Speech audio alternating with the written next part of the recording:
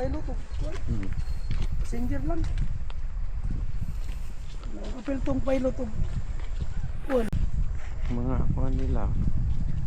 Mga stewarder. Oo. Na kayo, ito po, abot. Galig po. Kung may ano plano sa rin. Gikan ko itong Manila.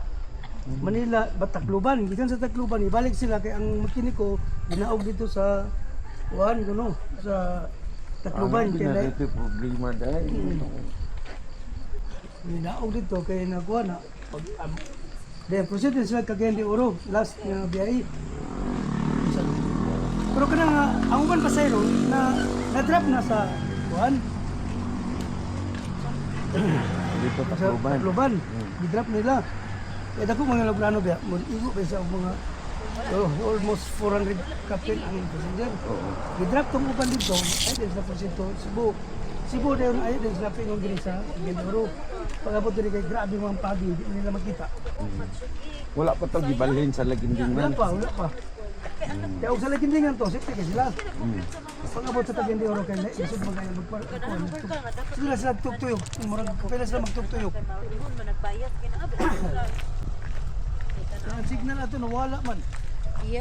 Anong hinguog pa man nga? Nabiriyan ng kaano? Ha? Hinguog pala Oo, ganda. taguluan. Masyado pang nagindingan og mantiko. Ang kuwan siya, Hinguog city. kanang katunga, mo ni siya Boundary? boundary. Nataroon tayo mga ka-jammers no, sa Hiraya sa may Lagoya. So makita ninyo mga ka-jammers sa Luyo. Grabe kayong frogs. Grabe kayong tugnaw. Tugnaw kayo. So, gi-drop by tatri ni Kuya para makita na to ang mga view. Ito pinabang mga kondin.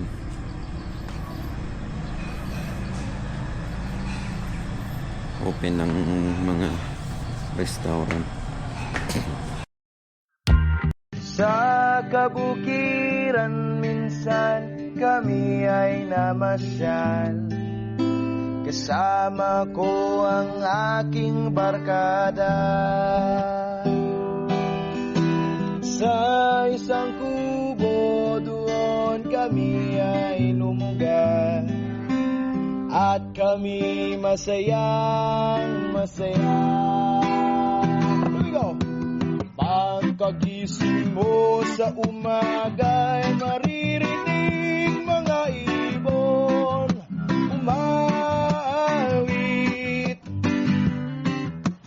Himig na inaawit nila ay kay kami sa ikaw ay maakit. Tuwing umaga ay naglalakad-lakad kami, pinamasdan ganda ng paligid. Pagsapit itong dilim, tahimik